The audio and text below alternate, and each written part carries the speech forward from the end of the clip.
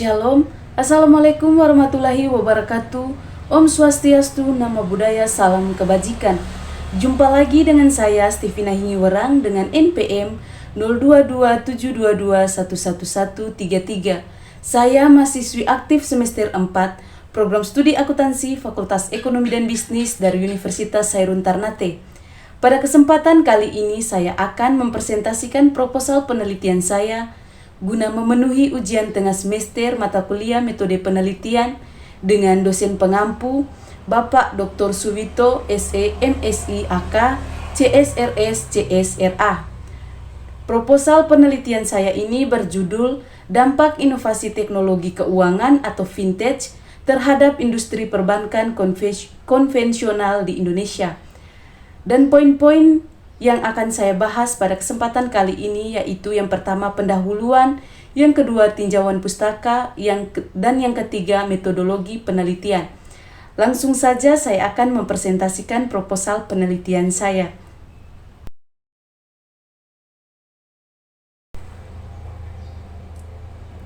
Pada poin pendahuluan yang pertama, saya akan mempresentasikan latar belakang, rumusan masalah, dan tujuan penelitian. Langsung saja masuk pada subpoin pendahuluan yang pertama yaitu latar belakang. Di era digital ini, inovasi teknologi keuangan atau fintech telah menjadi salah satu kekuatan utama yang mengubah landscape industri keuangan secara global. Perkembangan teknologi informasi telah memungkinkan munculnya berbagai platform dan aplikasi yang menyediakan layanan keuangan secara lebih efisien, cepat, dan terjangkau. Di Indonesia, fintech telah menjadi fenomena yang semakin berkembang, menawarkan beragam solusi seperti pembayaran digital, pinjaman online, investasi peer-to-peer, dan masih banyak lagi. Seiring dengan itu, industri perbankan konvensional di Indonesia juga telah merasakan dampak signifikan dari perkembangan fintech ini. Industri perbankan konvensional di Indonesia telah lama menjadi tulang punggung sistem keuangan negara ini. Namun, dengan munculnya fintech, industri perbankan konvensional menghadapi tantangan baru yang tidak dapat diabaikan. Fintech tidak hanya mengubah cara pelanggan berinteraksi dengan layanan keuangan, tetapi juga mengubah model bisnis tradisional perbankan.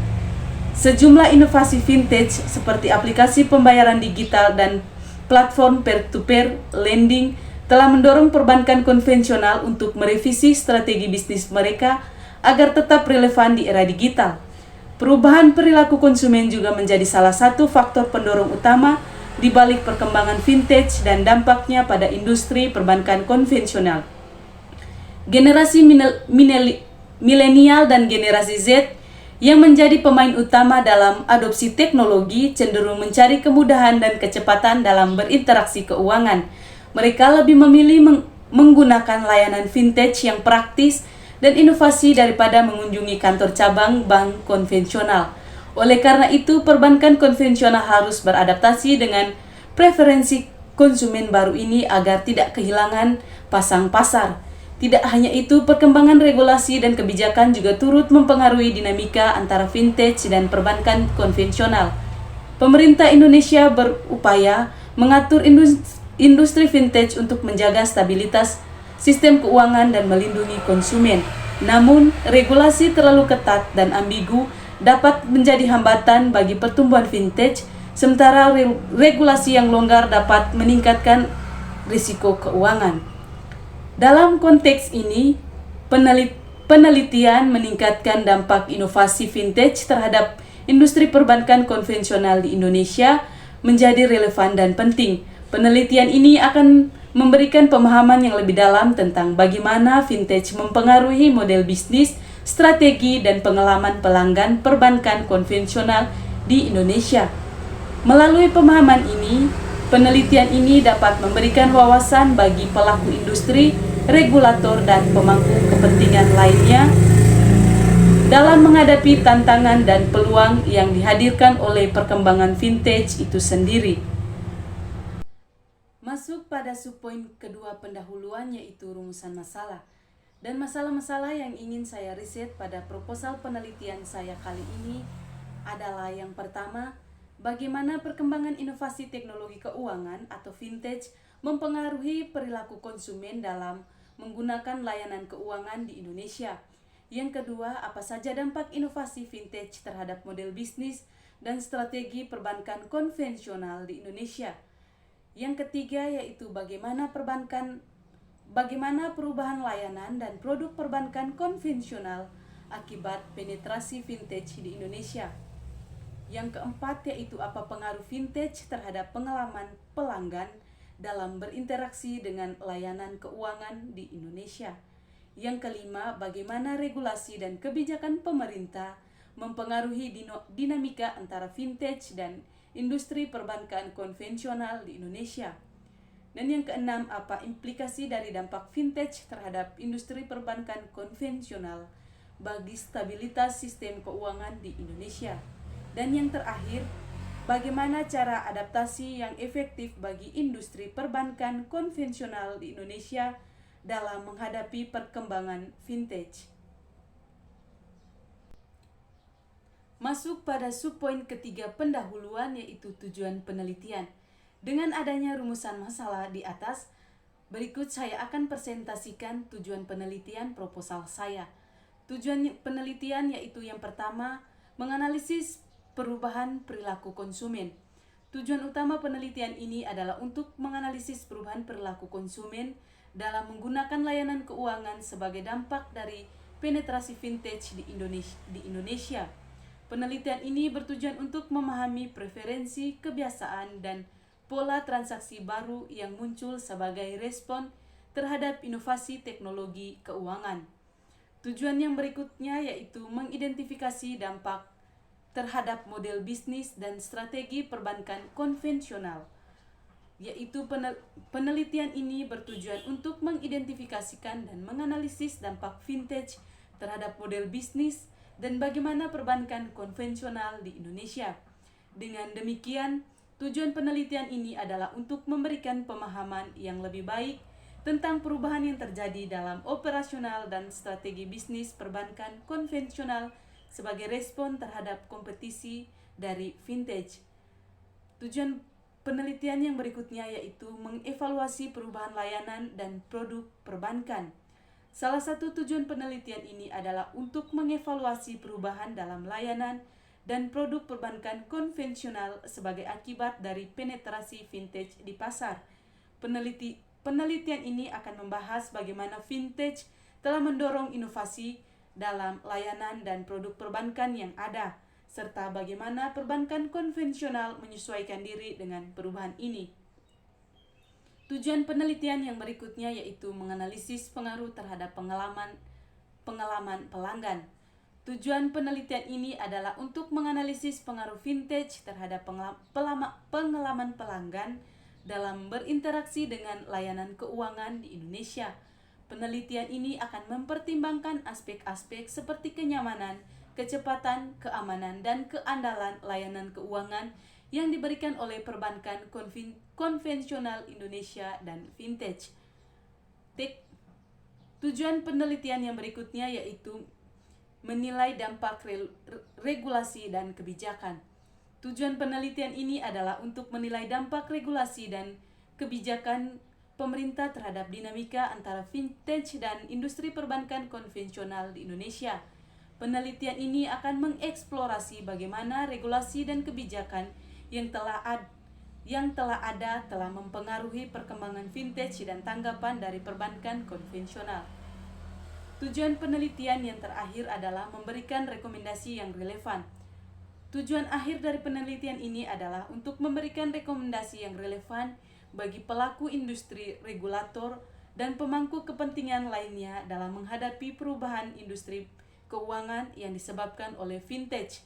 Rekomendasi ini akan dirancang untuk mempromosikan inovasi yang seimbang dan berkelanjutan serta menjaga stabilitas sistem keuangan di Indonesia. Masuk pada poin pembahasan kedua yaitu tinjauan pustaka. Dan subpoin dari tinjauan pustaka yang pertama yaitu konsep fintech. Fintech singkatan dari Financial Technology merujuk pada inovasi teknologi yang mengubah cara layanan keuangan disediakan, diakses, dan digunakan. Konsep vintage melibatkan pemanfaatan teknologi informasi seperti aplikasi mobile, platform online, dan teknologi keamanan digital untuk menyediakan berbagai layanan keuangan secara lebih efisien, murah, dan mudah diakses. Secara khusus, vintage mencakup beragam solusi seperti pembayaran digital, pinjaman online, investasi peer-to-peer, dan manajemen keuangan. Salah satu karakteristik utama dari konsep vintage adalah disrupsi terhadap model bisnis dan infrastruktur tradisional dalam industri keuangan. Dengan mengeliminasi hambatan-hambatan yang ada dalam proses keuangan seperti birokrasi yang rumit dan biaya transaksi yang tinggi, vintage telah memungkinkan akses dan layanan keuangan bagi masyarakat yang sebelumnya terpinggirkan oleh sistem perbankan konvensional. Ini menciptakan peluang baru untuk inklusi keuangan dan perbankan ekonomi yang inklusif. Selain itu, vintage juga telah menjadi katalisator bagi inovasi dalam industri keuangan, mendorong perbankan produk-produk dan layanan-layanan baru yang lebih sesuai dengan kebutuhan pasar yang berkembang dengan pesat. Dengan adopsi teknologi seperti kecerdasan buatan atau AI, blockchain, dan analisis data, vintage terus berevolusi untuk menghadirkan solusi yang lebih inovatif dan efisien. Dalam konteks Indonesia, di mana penetrasi internet dan penetrasi smartphone meningkat pesat, potensi pertumbuhan vintage besar dan menjadi bagian integral dari transformasi keuangan ekonomi digital negara tersebut. Melalui konsep vintage, industri keuangan menghadapi tantangan dan peluang baru yang tidak dapat diabaikan. Dengan memahami secara mendalam konsep ini, penelitian ini bertujuan untuk menjelajahi dampak vintage terhadap industri perbankan konvensional di Indonesia dan memberikan wawasan yang berharga bagi pemangku kepentingan dalam menghadapi perubahan yang terjadi dalam sistem ekonomi keuangan global saat ini. Subpoin tinjauan pustaka yang kedua yaitu perkembangan industri perbankan konvensional di Indonesia. Indonesia memiliki sejarah panjang dalam industri perbankan konvensional yang kuat dan mapan. Sejak era kemerdekaan, perbankan konvensional telah menjadi tulang punggung dalam mendukung pertumbuhan ekonomi negara ini. Pada awalnya, industri perbankan di Indonesia didominasi oleh bank-bank milik pemerintah atau BUMN atau badan usaha milik negara, seperti Bank Mandiri, Bank BRI, Bank BNI, dan Bank Indonesia. Namun, seiring berjalannya waktu, industri perbankan mulai mengalami perkembangan yang signifikan, termasuk peningkatan jumlah bank swasta nasional dan cabang bank asing di Indonesia. Sebagai negara kepulauan yang memiliki populasi besar dan beragam, industri perbankan di Indonesia telah terus berkembang untuk memenuhi kebutuhan keuangan masyarakat yang semakin kompleks dan beragam. Perkembangan infrastruktur perbankan seperti kantor cabang, ATM, dan layanan perbankan online telah memungkinkan akses yang lebih mudah dan lebih luas terhadap layanan keuangan bagi masyarakat di seluruh negeri. Selain itu, perbankan konvensional di Indonesia telah memperluas jangkauan dengan membuka kantor cabang dan pusat layanan di daerah-daerah terpencil dan pedesaan. Dalam beberapa tahun terakhir, industri perbankan konvensional di Indonesia telah mengalami transformasi digital yang signifikan. Sebagai respon terhadap perkembangan teknologi dan perubahan perilaku konsumen, bank-bank konvensional telah aktif mengadopsi inovasi teknologi dalam menyediakan layanan keuangan.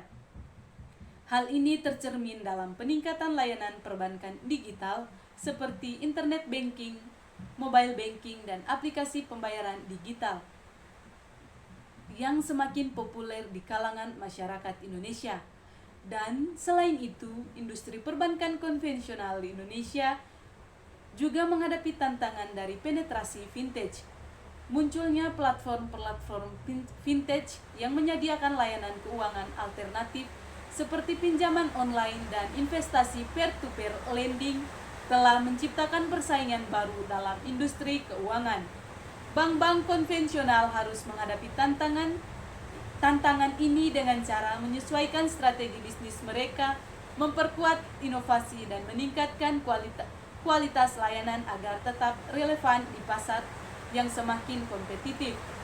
Dengan demikian, perkembangan industri perbankan konvensional di Indonesia mencerminkan dinamika yang terus berubah dalam menghadapi perubahan ekonomi, teknologi, dan regulasi. Melalui pemahaman yang mendalam tentang perkembangan ini, penelitian ini bertujuan untuk mengidentifikasi dan menganalisis dampak fintech terhadap industri perbankan konvensional di Indonesia, serta merumuskan rekomendasi yang sesuai bagi pelaku industri, regulator, dan pemangku kepentingan lainnya. Subpoin tinjauan pustaka yang berikutnya yaitu penelitian terdahulu yang relevan. Penelitian terdahulu yang relevan telah secara luas menyelidiki dampak fintech pada industri perbankan di berbagai konteks global dan lokal. Misalnya penelitian oleh Demirakunt et al. Pada tahun 2018, ia meneliti tentang dampak fintech pada inklusi keuangan dan stabilitas sistem keuangan di berbagai negara berkembang. Studi ini menemukan bahwa fintech dapat memperluas akses ke layanan keuangan, terutama bagi masyarakat yang sebelumnya tidak terlayani oleh perbankan konvensional, namun juga menimbulkan risiko baru terkait dengan perlindungan konsumen dan stabilitas keuangan. Sedangkan di tingkat nasional, penelitian oleh Nugraha et al. Pada tahun 2010 memberikan gambaran tentang transformasi digital industri perbankan di Indonesia dan dampaknya terhadap efisiensi operasional dan kinerja keuangan. Studi ini menyoroti pentingnya strategi transformasi digital yang holistik dan kolaboratif dalam menghadapi persaingan yang meningkat dari perusahaan teknologi keuangan. Dan selain itu, penelitian oleh Arner et al. Pada tahun 2015 menginvestigasi implikasi regulasi dan kebijakan terhadap perkembangan fintech di Asia termasuk di Indonesia. Studi ini menyoroti tantangan dalam mengatur fintech secara efektif untuk mempromosi inovasi yang seimbang dan melindungi konsumen, sementara juga mempertahankan stabilitas sistem keuangan. Dan di sisi lain, praktik industri survei oleh PwC pada tahun 2020 mengevaluasi respon industri perbankan terhadap inovasi fintech di Asia Tenggara, termasuk di Indonesia. Studi ini mengungkapkan bahwa bank-bank konvensional semakin terbuka terhadap kolaborasi dengan perusahaan fintech dengan tujuan meningkatkan kualitas layanan dan meningkatkan efisiensi operasional serta memperluas bisnis pelanggan. Pada pembahasan yang ketiga proposal penelitian saya yaitu metodologi penelitian. Dengan subpoin metode penelitian yang pertama adalah jenis dan pendekatan penelitian. Berikut ini adalah penjelasan tentang jenis dan pendekatan penelitian yang akan saya gunakan. Yang pertama kita lihat jenis penelitian. Penelitian ini akan menggunakan pendekatan penelitian kualitatif. Pendekatan kualitatif akan memungkinkan peneliti untuk memahami secara mendalam dampak fintech pada industri perbankan konvensional di Indonesia, termasuk perubahan dalam perilaku konsumen, transformasi model bisnis, dan respon dari pelaku industri dan pemangku kepentingan lainnya. Pendekatan kualitatif memungkinkan peneliti untuk mengeksplorasi perspektif, pengalaman, dan motivasi dari berbagai pihak yang terlibat dalam ekosistem keuangan, sehingga memberikan pemahaman yang lebih komprehensif tentang dinamika yang terjadi. Dan yang berikutnya yaitu pendekatan penelitian. Pendekatan penelitian ini akan menggunakan pendekatan penelitian etnografi. Pendekatan etnografi akan memungkinkan peneliti untuk memeriksa dampak fintech pada industri perbankan konvensional di Indonesia melalui analisis mendalam terhadap kasus-kasus konkret dan dalam konteks yang relevan. Peneliti akan melakukan studi kasus pada beberapa bank konvensional besar di Indonesia dan perusahaan vintage yang aktif beroperasi di pasar domestik. Pendekatan ini akan memungkinkan peneliti untuk menggali informasi yang kaya dan detail tentang dampak vintage pada industri perbankan konvensional serta faktor-faktor yang mempengaruhi respon dan strategi dari pelaku industri. Subpoin yang kedua dari metodologi penelitian yaitu sumber data dan metode pengumpulan data. Kita lihat yang pertama yaitu sumber data. Sumber data untuk penelitian ini akan berasal dari beberapa sumber utama, termasuk yang pertama yaitu wawancara mendalam. Wawancara akan dilakukan dengan berbagai pemangku kepentingan yang relevan seperti manajer senior dari bank konvensional besar, perusahaan vintage yang aktif beroperasi di Indonesia, regulator keuangan, ahli industri, dan mungkin juga konsumen. Wawancara mendalam akan memungkinkan peneliti untuk mendapatkan wawasan langsung tentang pandangan, pengalaman, dan dampak mereka tentang vintage pada industri perbankan konvensional di Indonesia. Sumber data yang kedua yaitu analisis dokumen. Dokumen-dokumen seperti laporan keuangan bank, laporan tahunan, laporan riset industri, dan regulasi terkait vintage akan dianalisis untuk mendapatkan pemahaman yang lebih luas tentang konteks industri perbankan dan regulasi yang berlaku di Indonesia. Analisis dokumen ini akan memberikan data yang mendukung dan kontekstual untuk memperkuat temuan dari wawancara dan analisis lainnya. Kita lihat yang berikutnya yaitu metode pengumpulan data. Metode pengumpulan data akan digunakan dengan cara yang pertama, wawancara mendalam. Wawancara akan direkam dan dilakukan secara tatap muka atau virtual tergantung pada ketersediaan dan preferensi responden. Pertanyaan wawancara akan dirancang secara hati-hati untuk menggali pemahaman yang mendalam tentang dampak vintage pada industri perbankan konvensional serta pandangan tentang respons dan strategi yang diadopsi oleh pemangku kepentingan. Metode pengumpulan data yang berikutnya yaitu analisis dokumen. Dokumen-dokumen yang relevan akan dikumpulkan dan dianalisis dengan cermat untuk mengekstrak informasi yang relevan dan mendukung. Analisis dokumen ini akan melibatkan penelusuran data historis dan tren yang terrekomendasi dalam laporan dan regulasi industri. Metode pengumpulan data yang berikutnya yaitu observasi. Observasi langsung terhadap praktik, bisnis, dan interaksi antara pelaku industri di lapangan dapat dilakukan jika memungkinkan dan relevan. Observasi ini dapat memberikan wawasan tambahan tentang bagaimana vintage mempengaruhi proses bisnis dan dinamika industri perbankan konvensional di Indonesia. Subpoin metodologi penelitian yang terakhir adalah analisis data. Analisis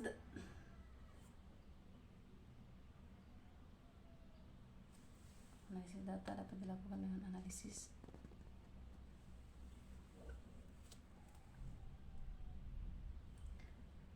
Subpoin metodologi.